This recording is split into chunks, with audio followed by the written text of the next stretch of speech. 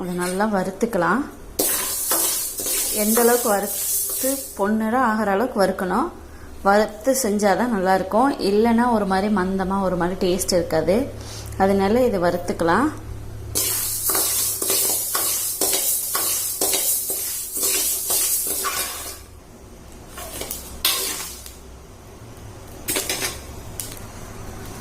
கருகிற போது கருகிட்டால் நல்லா இருக்காது.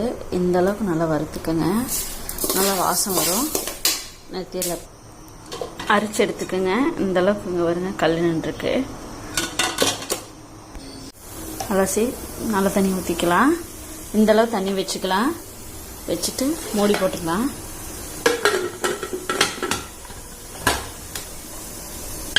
அஞ்சு விசில் வரட்டும்.